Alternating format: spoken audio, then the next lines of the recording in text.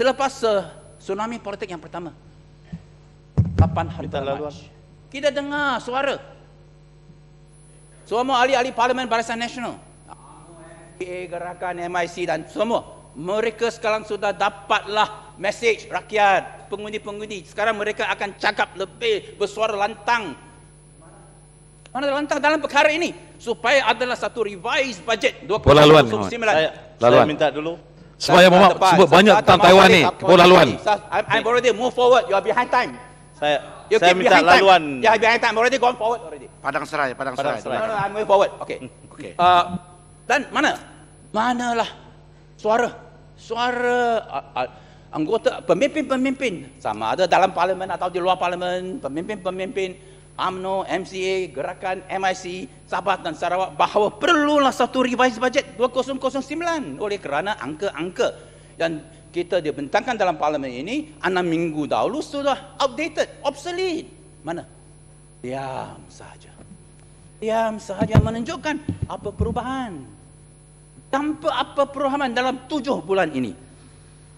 Dan sebenarnya keinginan Kerajaan Barisan Nasional untuk menadakan satu sikap yang betul, menadakan satu revised budget adalah dapat respons yang sangat adverse di kalangan orang ramai. Saya semalam, lepas dulu saya dapat satu email yang hantar satu link mengenai satu laporan bahawa Perdana Menteri Australia adalah umumkan satu rancangan penyelamat, antara lain ialah memberi jaminan bahawa semua deposit bank di Australia untuk 3 tahun akanlah diberi jamin oleh kerajaan Australia.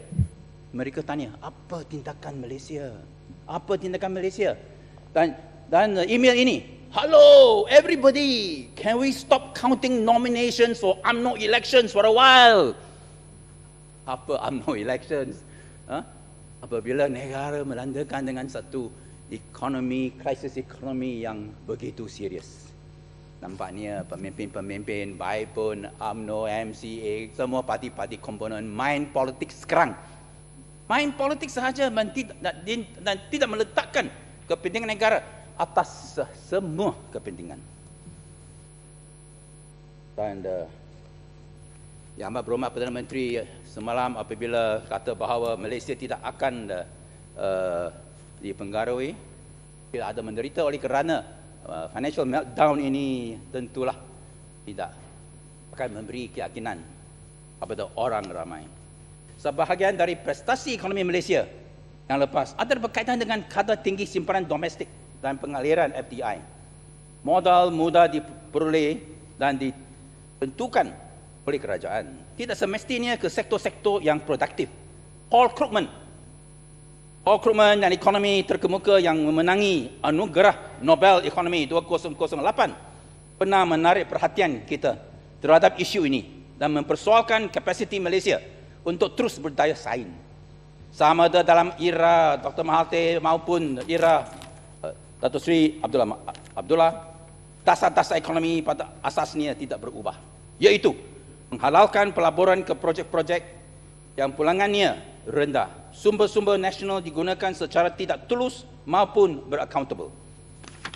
Yang seterusnya mengakibatkan gejala rasuah dan salah guna kuasa yang semakin serius. Eksploitasi sumber-sumber minyak dan gas secara tidak bertanggungjawab telah menyebabkan pasaran sedar tentang corak pembangunan Malaysia yang tidak sustainable. Dalam segi ini, Malaysia telah mengamalkan setengah corak ekonomi pembangunan Latin Amerika dan tidak ada sebarang usaha yang diambil untuk ubah keadaan ini. Adalah sungguh merisaukan sekali bahawa Yang Berhormat Menteri Kewangan kedua yang seharusnya bertanggungjawab terhadap bajet 2009 yang penuh dengan kelemahan ini masih bertegas bahawa dasar ekonomi Malaysia terus kukuh. Sungguh pun senario ekonomi global dengan menghadapi tamparan malapetaka. Menurutnya, kadar pembangunan Malaysia hanya akan terjejas secara marginal. Aliran FDI masih tinggi, kadar pertukaran asing masih mencukupi untuk menambung import selama 9 bulan dan maka dengan itu Malaysia tidak akan merasai sepenuhnya impak krisis yang sedang berlaku pada masa ini. Kenyataan yang sama juga diutarakan oleh Yang Amat Berhormat Perdana Menteri dan Timbalan Perdana Menteri. Kenyataan-kenyataan seperti ini tidak meyakinkan para pelabur pasaran kerana Ianya nyata tidak menangani kelemahan dasar yang berkait dengan kadar inflasi tinggi, defisit bajet yang tidak sustainable, pengaliran keluar modal serta liability contingent line, termasuk jaminan-jaminan yang telah ditandatangan sebagai sebahagian dari berbagai tol dan konsesi.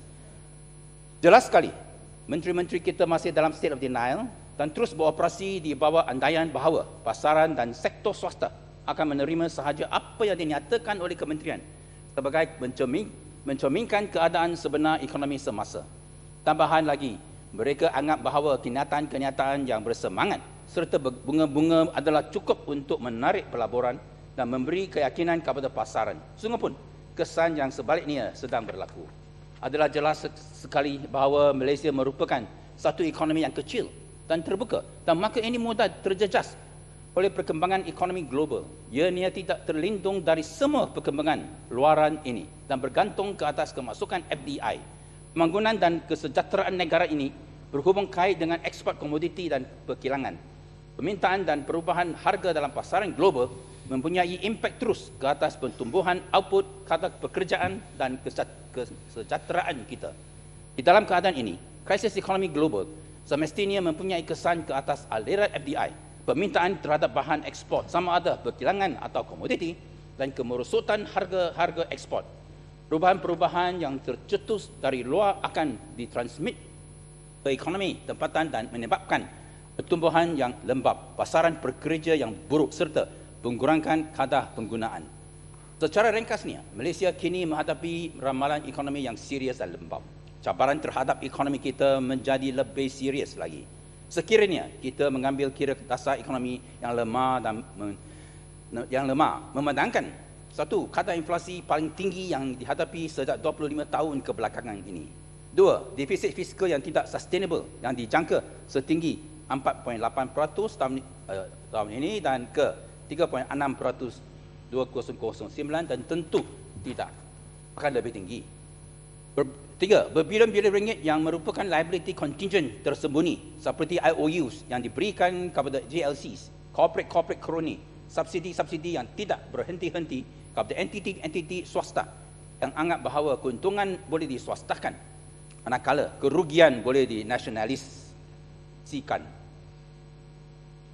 Dasar faedah yang tidak bertanggungjawab dan bercondong untuk membantu kawan-kawan BN yang terlebih meminjam dan menyebabkan kos peminjaman kerajaan terus rendah. Dasar kadar pertukaran yang dimanipulasikan dan tidak tulus yang mengundang inflasi yang import. Dasar pemberian tender dan projek-projek tanpa persaingan kepada syarikat-syarikat dan kontraktor-kontraktor yang berhubung kait dengan BN yang menyebabkan kos projek yang bertambah. Kehilangan daya saingan disebabkan oleh rasuah dan pentadbiran buruk. Agensi-agensi kredit rating telah menurunkan rating Malaysia. Senarai ini adalah lebih panjang lagi, tetapi cukuplah untuk mencerminkan bagaimana dasar ekonomi kita telah merosot ke belakang ini. Dan satu sebab besar kenapa kita akan menghadapi krisis yang terus oleh kerana tidak ada political will untuk membenteras rasuah, penyelewengan, ketirisan. Dan yang berhormat Ketua Pembangkang ada sebut tiga contoh sama mengenai Maybank, BII, mengenai broadband, mengenai Eurocopter.